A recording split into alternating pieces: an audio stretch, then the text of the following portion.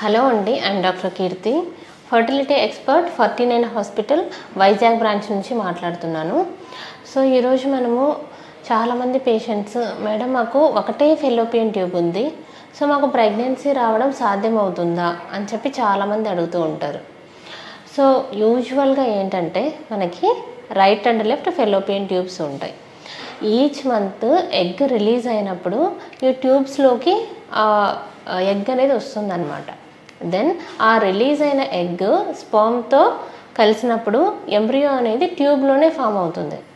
So ఇప్పుడు ఏంటంటే even మనకి 2 ఫెలోపియన్ ట్యూబ్స్ ఉన్నాయి కాబట్టి ఈచ్ మంత్ ఆ రిలీజ్ అయిన ఎగ్ అనేది ఫస్ట్ ట్యూబ్లోనే మనకి ఎంబ్రియో ఫామ్ అవ్వడం జరుగుతుంది. కాబట్టి ఈవెన్ ఒక ట్యూబ్ ఉన్నా కూడా ప్రెగ్నెన్సీ వచ్చే ఛాన్స్ ఉంటుంది.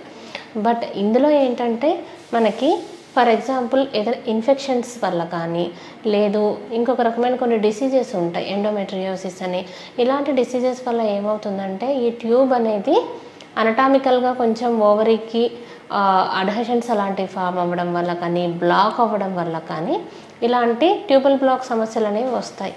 సో ఇటువంటి ఇన్ఫెక్షన్స్, ఇటువంటి ప్రాబ్లమ్స్ ఉన్నప్పుడు ఒక ట్యూబ్ మనకు అన్హెల్తీగా ఉంటే ఇంకొక ట్యూబ్ ఉంటుంది కదా, సో ఇంకొక ఓవరీ నుంచి ఎగ్ రిలీజ్ అయ్యి ఇంకొక ఓవరీ నుంచి ట్యూబ్ అంతా పేటెంట్గా ఉంటే మనకి ప్రెగ్నెన్సీ వచ్చే ఛాన్స్ న్యాచురల్గా అయినా మనకి ఛాన్స్ ఉంటుంది.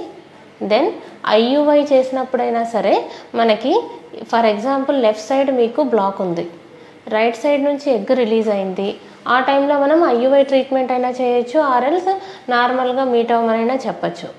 సో మీకు ఒక ట్యూబ్ హెల్తీగా ఉండి అండ్ ఎగ్ రిలీజ్ అయ్యే ప్రాబ్లమ్స్ ఏమీ లేకుండా స్పర్మ్ పారామీటర్స్ అన్నీ నార్మల్గా ఉంటే ఈవెన్ 1 ట్యూబ్తో కూడా మీకు ప్రెగ్నెన్సీ అనేది సాధ్యమవుతుంది.